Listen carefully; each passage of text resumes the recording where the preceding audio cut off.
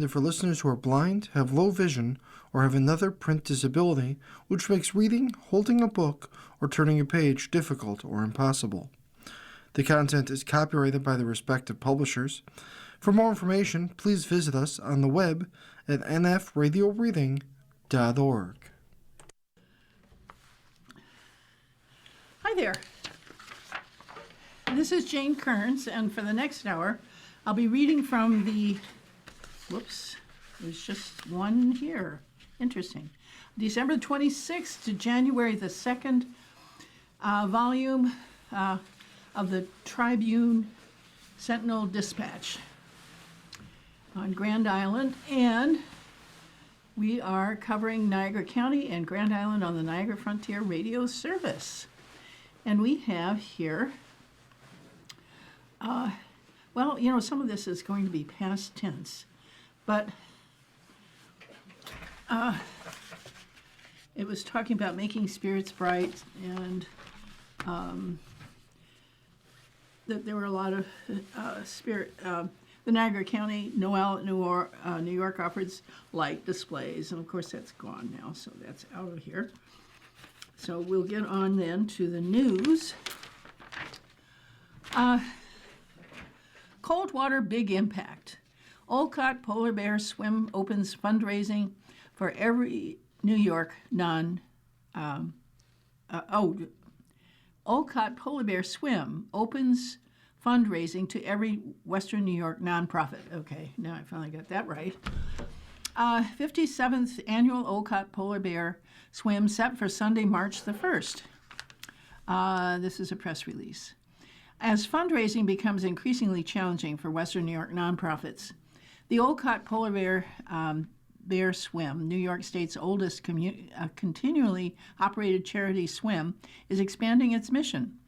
This year, Swim introduces One Plunge, Countless Causes, end quote, initiative inviting every registered Western New York nonprofit and charitable cause, especially those without major brand recognition, to fundraise, gain visibility, and rally supporters through one high-energy community event to create an annual celebration of the work done by volunteers and the causes each year. Held Sunday, March the 1st, 2026, the Olcott Polar Bear Swim will transform from a single benefit fundraiser into a shared platform for community giving, allowing nonprofits to recruit an individual, team, or community member leader to plunge on their behalf and turn excitement into impact. Many nonprofits are doing critical work without the attention or resources they deserve, said Aaron Day, D-E-Y, swim chair for the Olcott Lions. One Plunge, Countless Causes gives every organization a simple, fun, and proven way to raise funds and tell their story, while strengthening a community tradition that benefits us all. Oh, it's a huge H-U-G-E, capital letters, costume party and contest, so dress the part. The initiative is designed to grow participation in the swim while creating a practical, accessible fundraising opportunity for nonprofits across the region. For more information or to get involved, visit the Polar Swim, all one word, noahcaps.org. Lewiston. Salada provides update on cameras. Jacob B. Mark's final town board session by Terry Duffy, Editor-in-Chief. Lewiston Police Department Chief Mike Salada informed the town board of the purpose of new roadside monitoring cameras being installed by the Niagara County Sheriff's Office on 4 right-of-ways. Regarding the cameras, this is a quote, I wanted to clarify some things through this information going around, he said at the town board meeting. First off, they're owned by the, in parentheses, NCSO, end quote, Company Insurance Department, but we will have access to them, and they're sharing it with local law enforcement. They are not shared to the state law with any federal agency or with any federal agencies, end quote. They don't track speed, Salada continued. They power watch and stop sign/stop lights, simply a plate reader that is used for investigative purposes. We've seen a lot of successes with that over the years. The one on 2nd Street, some of the ones that are in surrounding neighborhoods." End quote. Zalata said a plate reader assisted LPD last weekend with an illegal dumping complaint involving a vehicle on Porter Center Road. "We were able to identify the car and get the license plate off the plate reader in the Falls." End quote. He noted the cameras are not used in any vehicle/traffic enforcement by LPD or other agencies. He said the NCSO camera system was employed as part of the recent law enforcement investigation into Brown University shooting. "They're very good for investigative purposes. We're not using them to issue citations or anything like that," he said. Also, at that same meeting, a public hearing was held to consider local law number 3 of 2025. The law establishes a 6-month moratorium on the processing of applications and approvals for mobile home parks, cemeteries, and campgrounds by the town of Lewiston. The intent is to provide adequate time for the board and town officials to research and adopt new laws to more efficiently regulate applications for such uses within the municipality. The hearing saw no comments by visitors. Local law number 3 went on to be approved later in the session by a 4-0 vote. There were no comments by Supervisor Steve Broderick or attending board members. Councilwoman Sarah Weckler was absent due to a death in her family.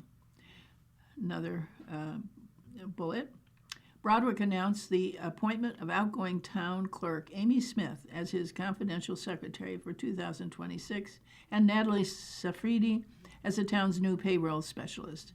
Both appointments were approved and take effect as of January the 1st, 2026.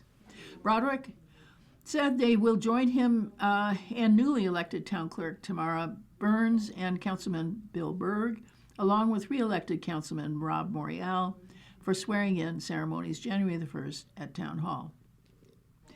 Another bullet. Councilman John Jacoby announced Aaron Lilly, a 20-year member of the Lewiston Police Department and Fire Company member, submitted a letter of resignation effective December the 31st, citing personal reasons. Town board members accepted his letter with regret. Another bullet. The meeting closed with Jacoby acknowledging his final session on the town board. He has served on the town board since 2017. I thank my fellow board members and supervisor, all the people who work in the police office, the building department. You've been more than kind. You've always treated me more like a friend than a board member, and I appreciate this, Jacobsy said, end quote. Broderick said Jacoby got dragged into this by Rob Morial. He missed a meeting and they volunteered him. To his surprise, he won. He's been on the board for 8 years, and we have a makeup of 3 Republicans, Broderick, Morial, Jason Myers, and 2 Democrats, Jacoby Wachter. We have always gotten along. Unlike other parts of this country, we've always gotten along. We've always tried to do what's best for the town of Lewiston, and I want to thank John for that. John was always available to talk about issues and work through them like adults should, and I really appreciate it.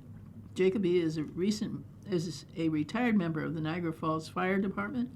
He provided 33 years of service. In the news, Porter announced 2026 Hometown Heroes banner program. The town of Porter announced applications are now being accepted for 2026 Hometown Heroes, quote unquote, banner program. Now in its 3rd year, the town's military banners honor service members in the northern Niagara community. Measuring 66 by 30 inches in size, I imagine it costs more than that. The banner features dual-sided images of the service member and are constructed of durable vinyl. The banners appear on utility poles throughout the town. The banners will cost the family/sponsor $210 for the 2026 season. Cost includes the banner manufacture, installation, related hardware, plus related maintenance and storage costs by the town. We're happy again to offer this program for our veterans, said John Duffy Johnson, Johnston, town supervisor. He said the town had more than 140 banners on utility poles in Youngstown and Ransomville last year. The application period continues to March the 31st. For more information or to obtain an application, stop by Porter Town Hall or visit the town's website at https://www.townofporternewyork.gov. Upcoming Lewiston Porter Board of Education meetings are here listed. January the 12th, 2026, all of these are 2026, work session / budget workshop / regular board meeting. January 26th, regular board meeting. February the 9th, work session / budget workshop meeting. February 23rd, regular board meeting. March 9th, work session / workshop meeting. And March 23rd, regular board meeting. All meetings commence at 6 p.m. and are open to the public, and a cordial invitation is extended to all interested citizens. Board member meetings are held at the Community Resource Center Boardroom, Lewiston Porter, CSD, 4061 Creek Road, Youngstown, New York, 14174.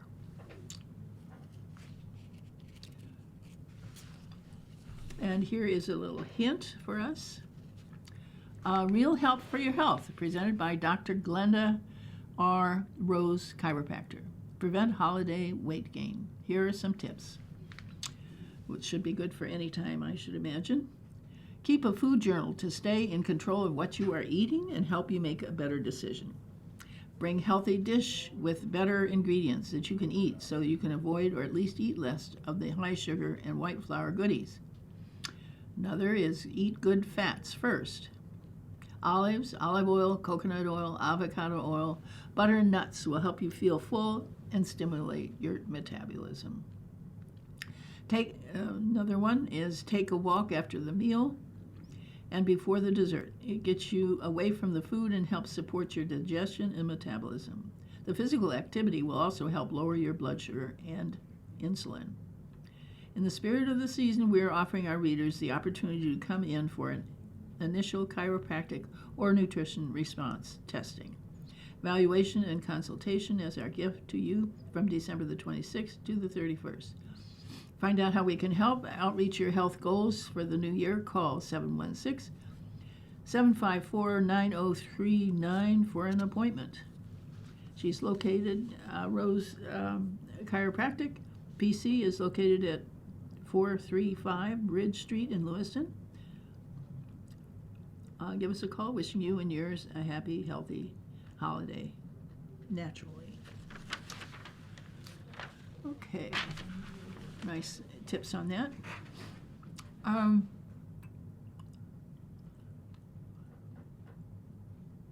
Oh, this is kind of fun. The winners announced in the annual Lewiston Sentinel Tops Coloring Contest. Children and families gathered Saturday at D. Minio's Lewiston Tops for a celebration honoring this year's Lewiston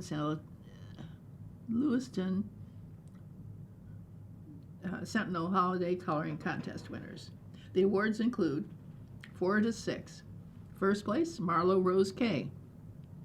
Second, Lenny S. Third, Louis F. Fourth, Vera P. Age 7 to 9. First place, Oliver M. Second, Mia J. Third place, Dominic M. Fourth, Violet K. Ages 10 to 12. First place was Audrey B. Second place, Emily B.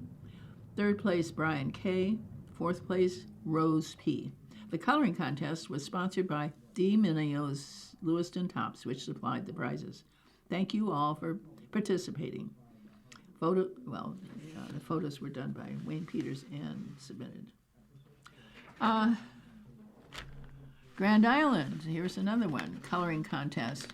Congratulations to the following winners of the 2025 Grand Island Dispatch Coloring Contest. 4 to 6, first place, Natalie Dahl. Second place, Mina Paolucci. Third, Emerson Ayers. Fourth, Cole Greco. Fifth, River Romowick. 7-9, first place, Lila Stapleton. Second, Max Gravino. Third place, Stella Santos. And fourth place, Jackson Heroic, brother of River. Fifth place is Veronica Cassert. Ages 10 to 12, first place, Gracie Stapleton. Second, Mara Gravino. Third place, Audrey Hall. Fourth place, Kenzie Marble. Fifth place, Kyle Warzarniak. The following contest was sponsored by Tops Friendly Market, Grand Island, Niagara Hyundai, John's Pizza and Subs, Kelly's Country Store, and thank you all who entered. Happy holidays. Now, there is also McGuire Occasions by Osteria, support Grand Island Neighbors Foundation, submitted by the Grand Island Neighbors Foundation. The Grand Island Neighbors Foundation was a grateful recipient of $1,500 from the McGuire family of dealerships, which helped advance our Share the Happiness fundraising closer to our 2025 goal of $20,000. Pictured are some of the members. The Grand Island Foundation also was a grateful recipient of 500 pounds of potatoes from the New Occasions by Austria catering business on Whitehaven Road in the former Knights of Columbus building. Thank you to Nick Pitelio and Ed Gerbaki, the owners of the Occasions by Austria, for their generous donation.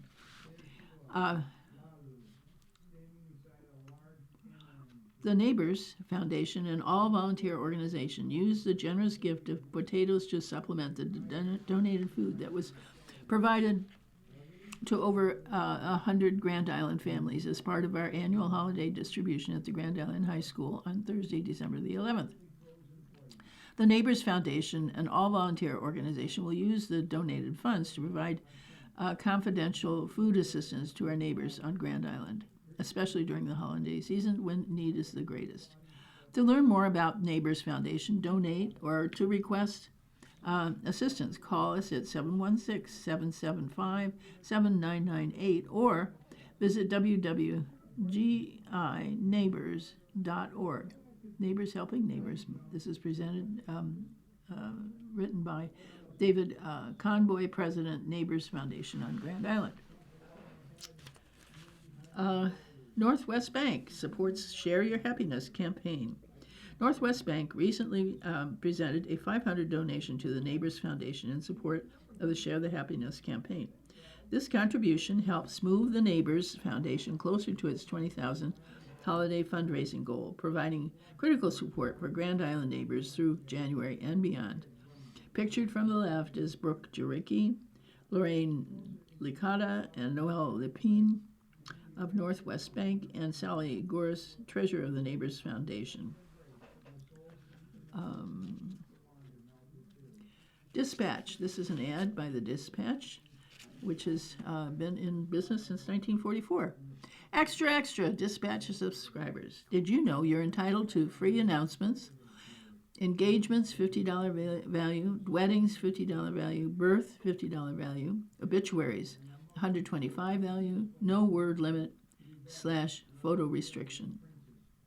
Anniversary, $50 value. Plus, you also receive home delivery, 4 free classified ads, including garage sales, $13.50 value per listing. Offers apply to existing Dispatch subscribers only. That seems very generous. Okay.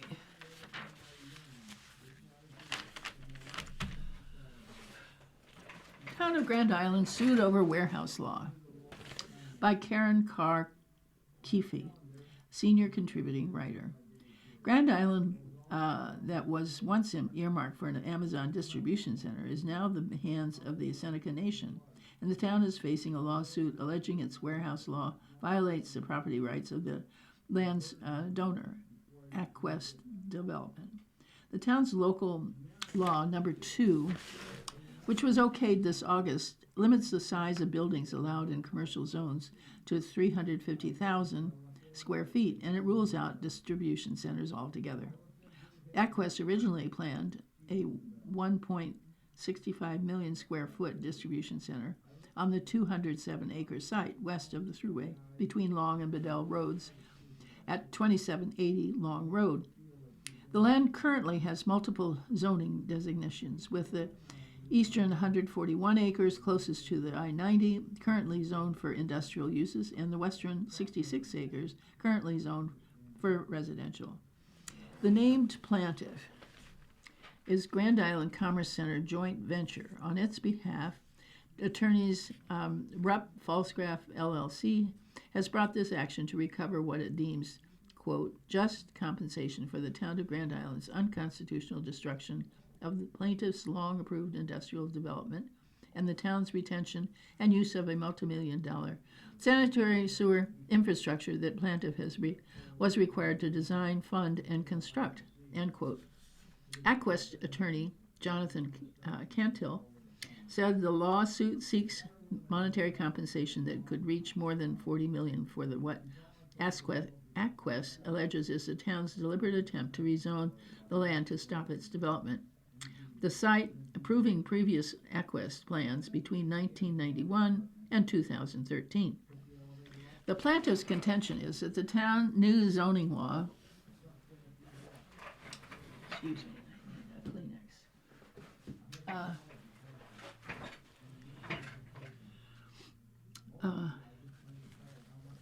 the plaintiff's contention is that the town's new zoning law deprived AqueWest of the right to develop a parcel and consequently generate revenue. In concert with that, the lawsuit seeks compensation for the cost to prepare the land for commercial use and to comply with state environmental regulations and review, among other expenses. In the lawsuit, AqueWest claims the town warehouse law was aimed at one target only, AqueWest's own plan to develop the Long Road parcel.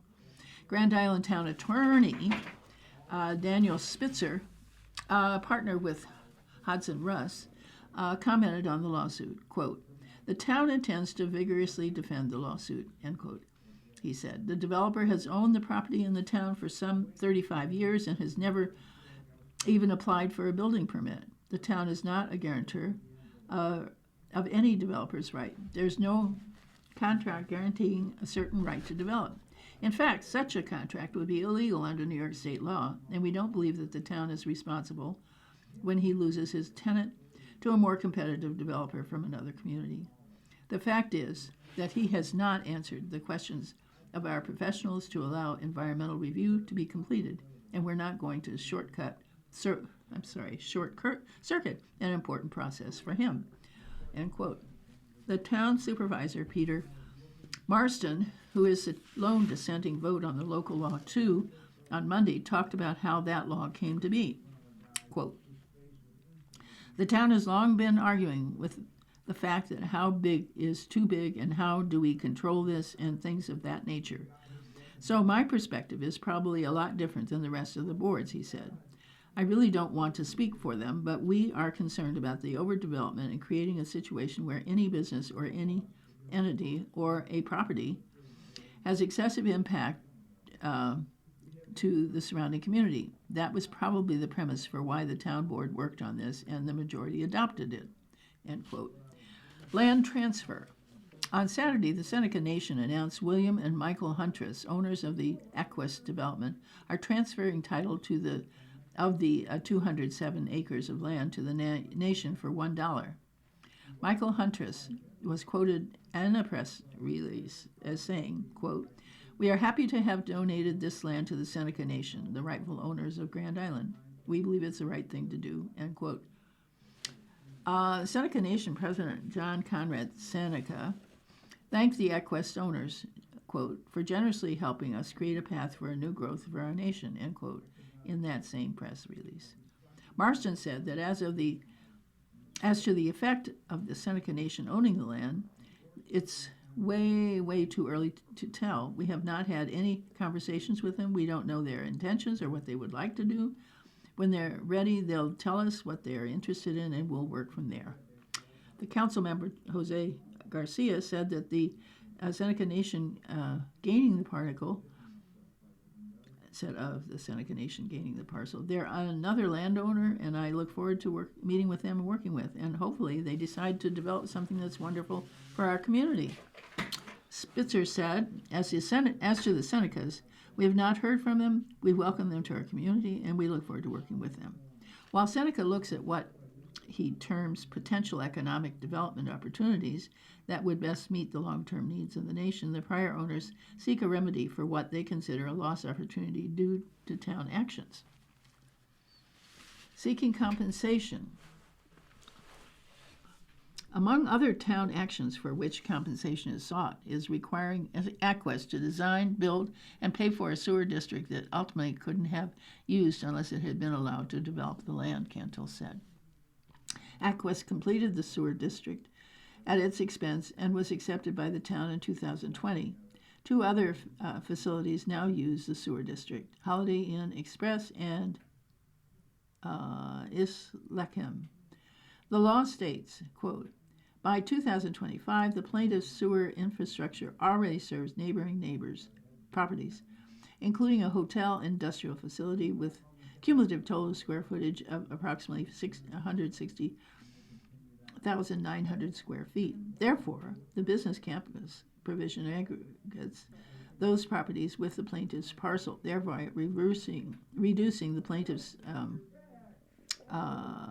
permissible building area to roughly 189,100 square feet, and further depriving the plaintiff of practically all economically viable use of its property.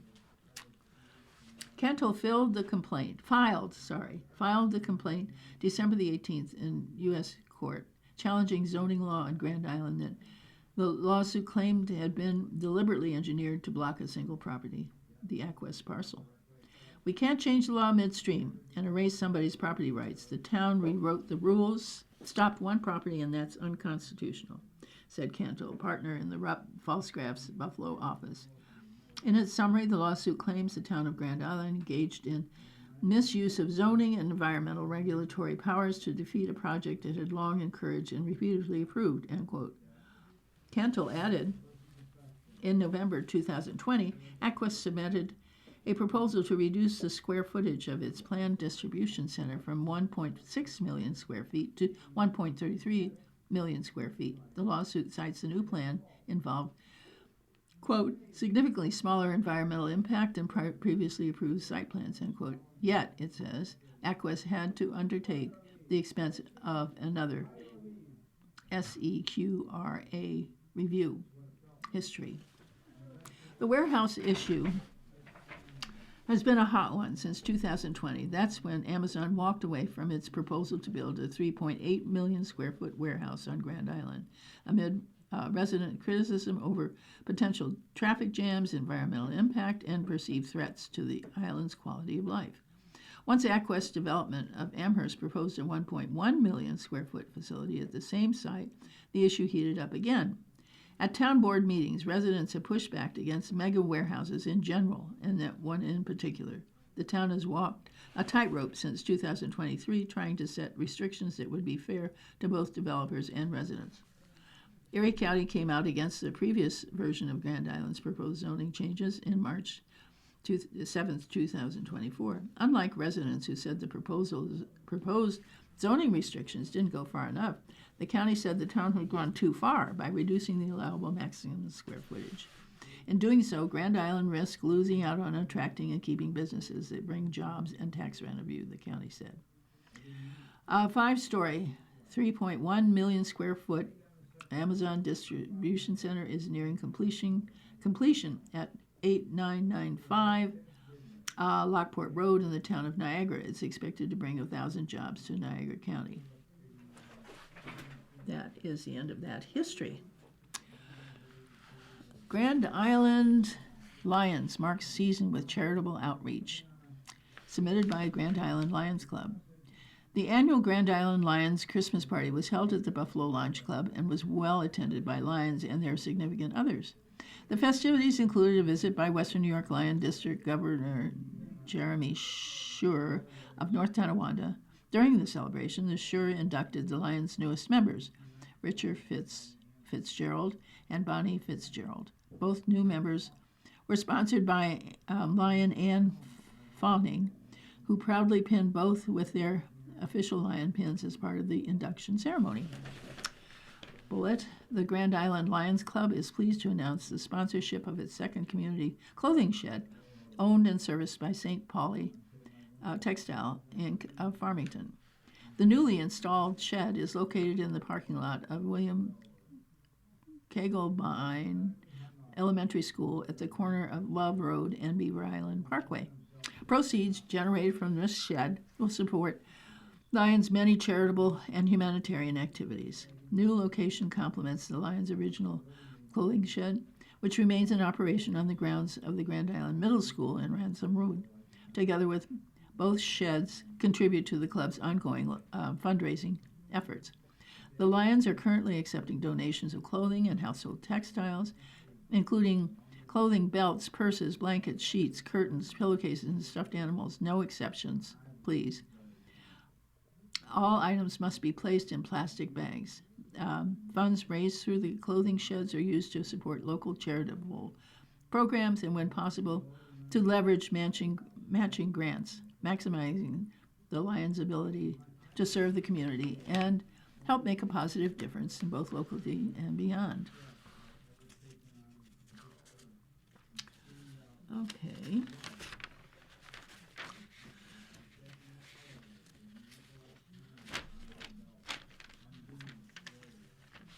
Niagara Falls Memorial Medical Center appoints Perry Sham as CFO. Niagara Falls Memorial Center press release. Niagara Falls Memorial Center is pleased to announce the appointment of Perry Sham as its new Chief Financial Officer. Sham brings nearly 2 decades of experience in healthcare, finance, consulting, and performance improvement to his role, positioning Memorial for growth, financial strength, and growth. Most recently, Sham served as Executive Vice President and CFO of Nassau Healthcare Corporation, where he led a financial turnaround that improved operating margins by more than $100 million and strengthened the organization's cash position. He previously held senior leadership roles at the Marwood Group and the Nexera Consulting, an overseeing national project that delivered hundreds of millions in financial improvements for hospitals and healthcare systems. Graduate of Baruch College, City University of New York, Sham has advised providers, private equity sponsors, and health systems on revenue cycle optimization, mergers and acquisitions, and strategic cost reductions. He also serves as an international Fulbright specialist in healthcare operations and has lectured at Cornell University's Sloan Program in Health Administration. We are thrilled to welcome Perry to our leadership team, said Joseph Ruffalo, President and CEO of NFMMC. His proven expertise in financial strategy and healthcare operations will be instrumental in advancing Memorial's mission of delivering exceptional care while ensuring long-term sustainability for our community hospital. As CFO, Sham oversees NFMMC's financial operations and strategy, guiding the hospital's continued commitment to patient-centered care and community health. Univera Healthcare selects Niagara Falls Memorial for Health Equity Innovation Award. Niagara Falls Memorial Medical Center has been selected as a recipient of the 2025 Health Equity Innovation Award from Univera Healthcare. This annual funding opportunity supports nonprofit organizations working to eliminate health disparities and improve health outcomes in Western New York. The award will help fund an initiative that will promptly identify pregnant women in Memorial's emergency department and rapidly deploy a perinatal crisis coach to the ED to provide emotional and physical support to women undergoing pregnancy crisis. Pregnant individuals, many of whom are low income, will be connected to obstetrical care, mental health services, social supports, doulas, and grief counseling. The program was chosen for its innovative approach, strong community engagement, and alignment with the goal of advancing health equity. The Health Equity Innovation Awards reflect Univera's Healthcare's commitment to improving the community health by investing in programs that promote equity, expand access to care, and support unserved populations. populations. We're honored to receive this award and grateful for the opportunity to make a meaningful difference in the lives of those we serve, said Joseph A. Ruffalo, President and CEO of Niagara Falls Memorial. This funding will allow us to further enhance our women's health service for Niagara County women. For more information about Niagara Falls Memorial and, quote, Hope for Every Mother Ending Inequities in Pregnancy, end quote, initiative, contact Eileen Kineke, Kineke, at nfmmc.org. Let's see what else is here. Okay.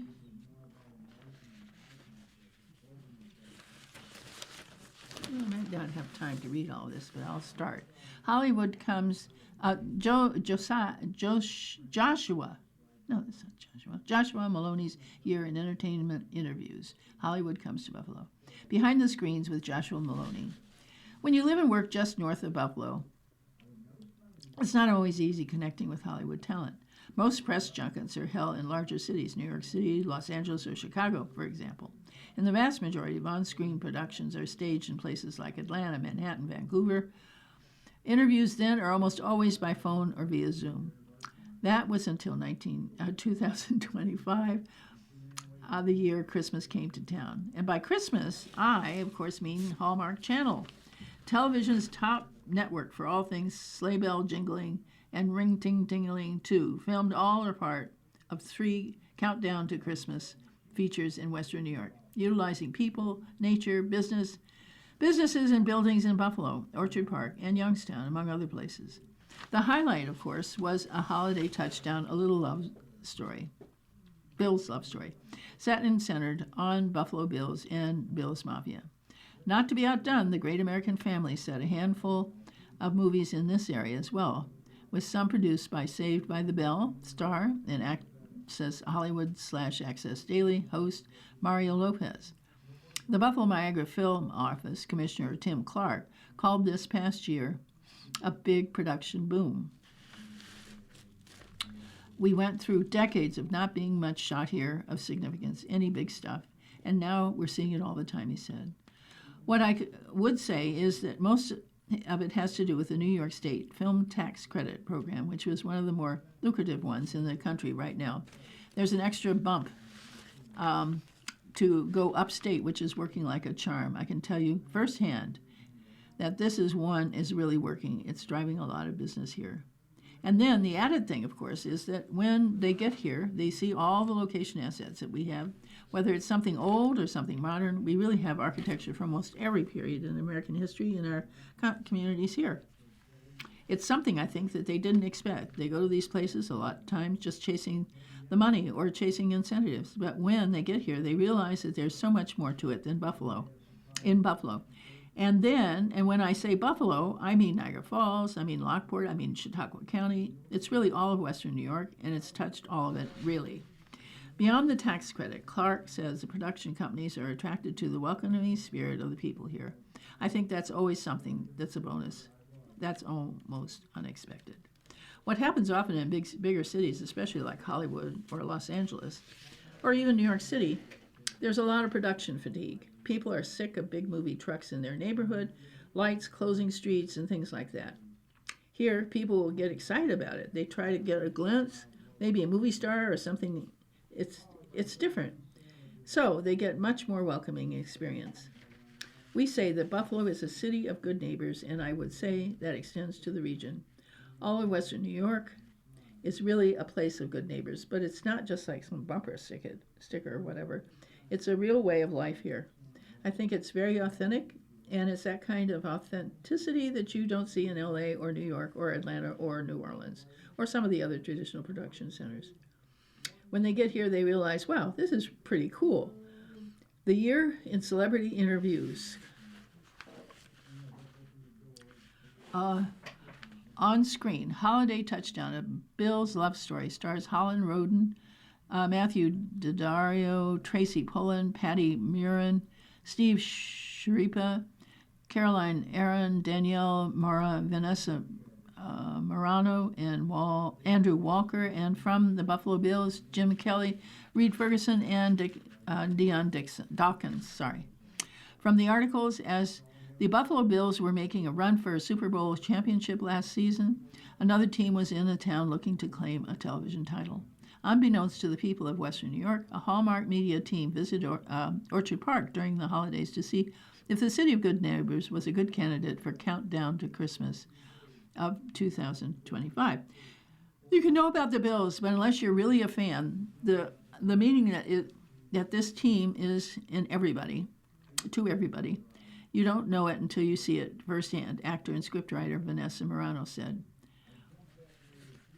Director Dustin Reichert said, "I've been to a lot of professional sporting events, but I don't think I've ever seen anything quite like how the Bills fans are on game day." He added, "It really is a city of good neighbors. It's really true. It's true with the crews, it's true with the businesses that we deal with, and the people that we deal with. I think it's one of the friendliest communities I've ever come in contact with and helped produce and direct a movie with. That says a lot about how people are raised here and the kind of culture they come from," end quote. Though, this is the next little bit, though no tables were broken, the Aurora Theater could have doubled for NFL's Highmark Stadium inside the historic film room and popcorn shop. It took less than 10 seconds for cheers to erupt as Bar Bill, Bill's Mafia, chicken wings, and football were projected on the large screen. Immediately, patrons fell in love with holiday touchdown of Bill's love story. Such was the movie crew's goal. When the filmmakers and cast came to Orchard Park in East Aurora last summer, they sought to craft a love letter to Buffalo, a desire stemming from previous interactions with the local fans. Just like Josh Allen at the goal line, those filmmakers scored in a big way. They masterfully captured the uncommon passion, frustration, and camaraderie unique to Bills fans. Matthew Daddario said, I quote, "I think that this film really is for Buffalo in a lot of ways. It's for the fans of the Bills. I think that what we're focusing on while we're here is to look at the people of Buffalo and show them that we made this movie for them. I want to see them enjoy this film. I hope they like it. I hope they feel like it celebrates their city," end quote. To find a full list of top celebrity interviews of 2025, online at www.westernnewyorkpapers.com. Okay, let's see what we've got here.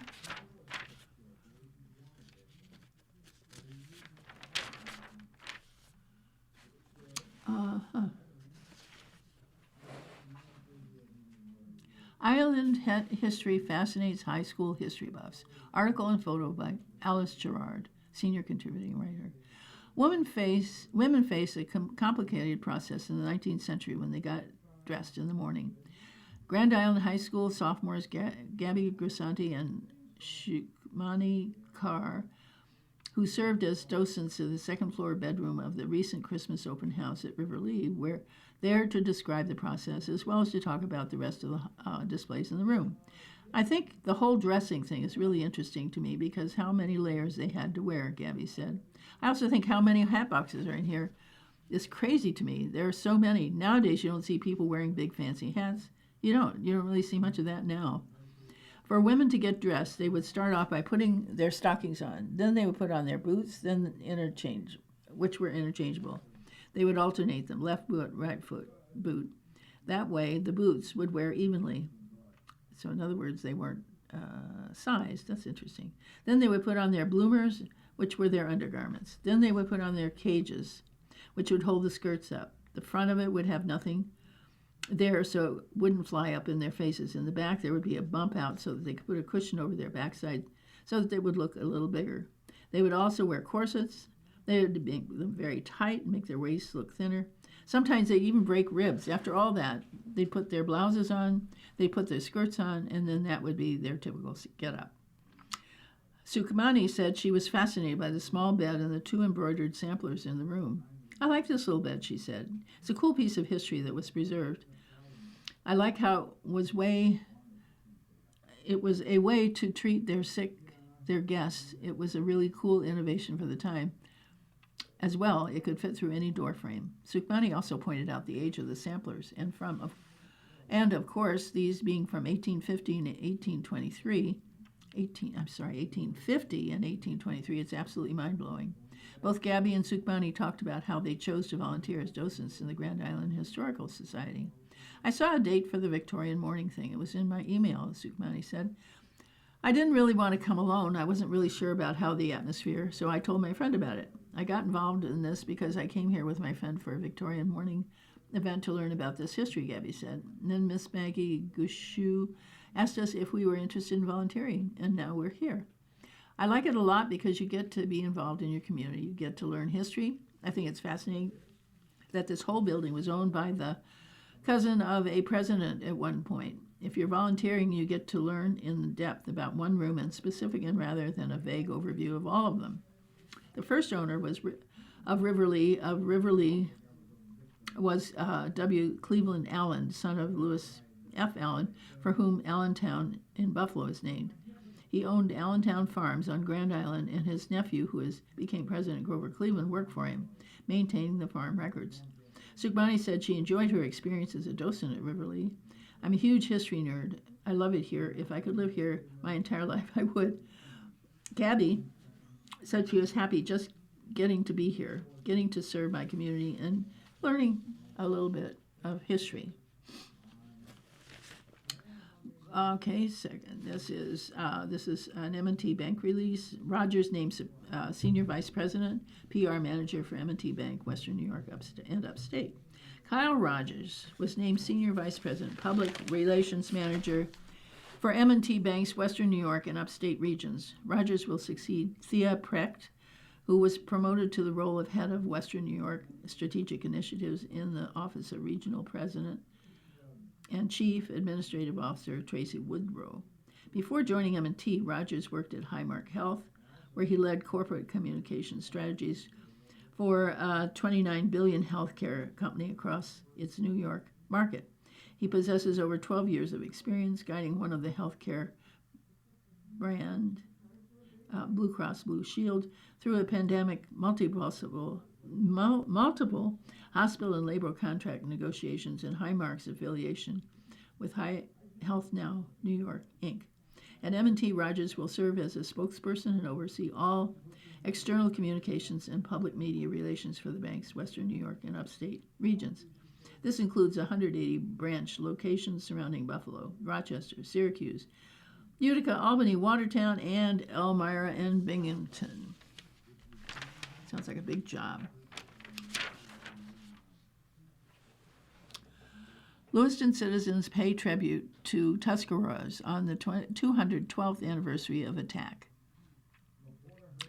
On December the 19th, a group of Lewiston citizens gathered to thank the Tuscarora Nation for saving the lives of early settlers who were attacked by British forces during the War of 1812.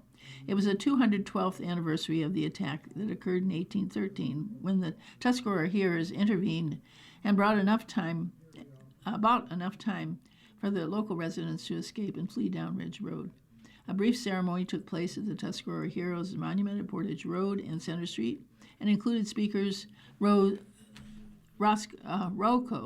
Del Grosso, who was the contractor for the monument platform, Neil Patterson, Sr., who represented the Tuscarora Council and is direct descendant of one of the Tuscarora heroes, and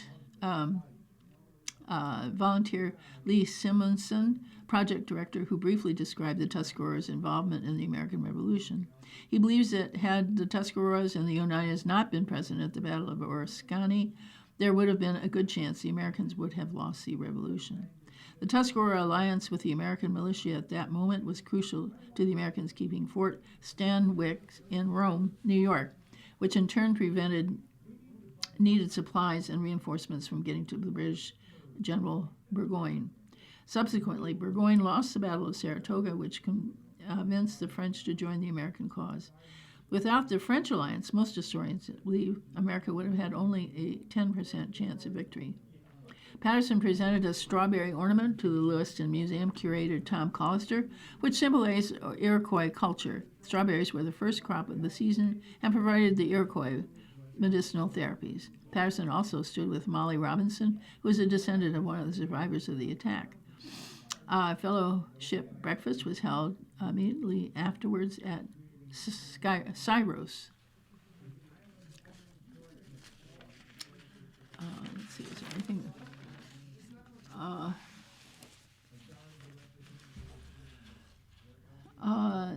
NEMAC thanks federal delegation for support of NDAA funding at NIFARS. The Niagara Military Affairs Council, NIMAC, extends its sincere gratitude to the Western New York federal delegation for its strong support of recently passed National Defense Authority Act, which includes $54 million in authorized funding for a Combined Operations Alert Facility, COAF, at the Niagara Falls Air Reserve Station, NFARS. As a multi-year military construction project, $16 million has been appropriated to date, with additional funding to be secured in future fiscal years. NEMAC looks forward to continuing work closely with the federal delegation to ensure full funding is achieved so this crucial project can move forward to execution. The COAF is a long-standing priority for the installation and will significantly enhance mission readiness and operational efficiency for the U.S. Air Force Reserve at NIFARS. The project has been many years in development and represents culmination of sustained collaboration amongst the federal, state, and local stakeholders. This funding reflects the confidence our elected leaders have in the strategic value of Niagara Falls Air Reserve Station and the mission it supports, says Michael Zimmerman of NAMAC. We are grateful for the continued advocacy and partnership that has made this milestone possible.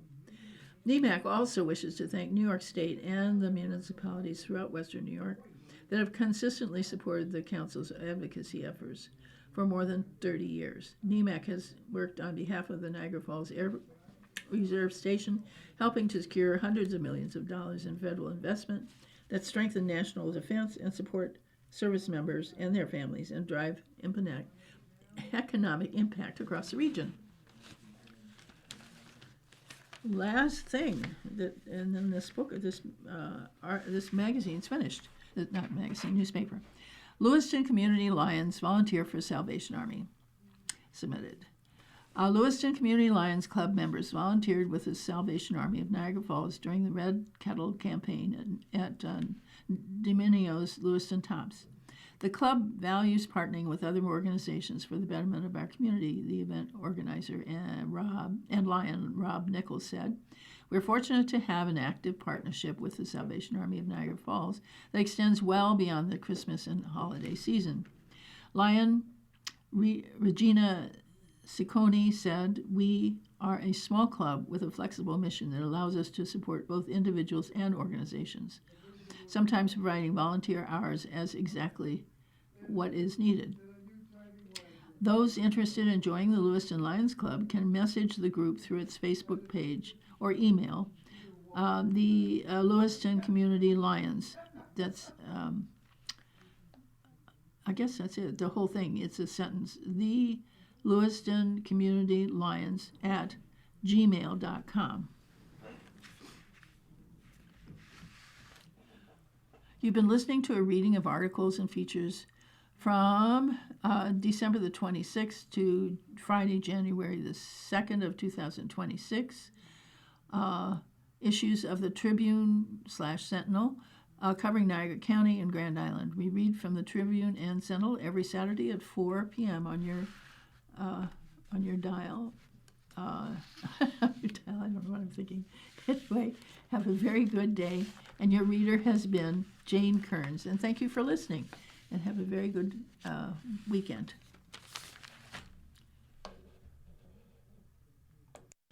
Coming up next in the Niagara Frontier Radio Reading Service, we have the Lockport Union Southern Journal. At 6 o'clock, we got the Wall Street Journal Off Duty. And at 7 o'clock, we got Harper's Magazine. Stay with us for these readings and more. If you or people you know shop at any of the Dash's supermarkets, please save Dash's register tapes for radio reading. Our agency receives $2 for every $100 in Dash's register tapes. Radio reading has raised thousands of dollars so far. Anyone can drop off their dashes tapes to the Niagara Frontier Radio Reading Service at 1199 Harlem Road, Cheektowaga, between William and Clinton Streets.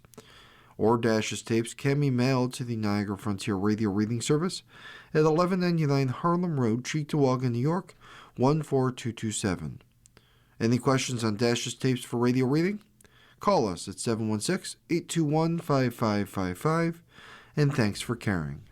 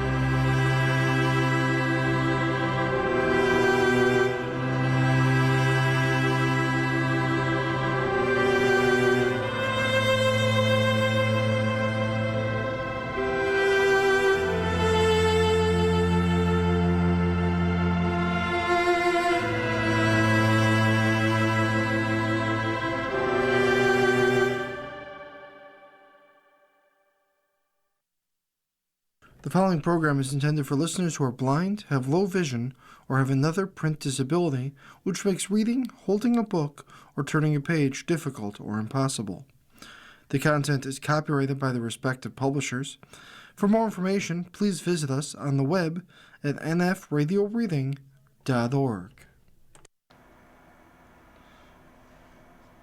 Hello, this is Dave, and for the next hour, I'll be reading from the current issues of the Lockport Union Sun and Journal on the Niagara Frontier Radio Reading Service. This article is headlined, High winds batter Niagara County.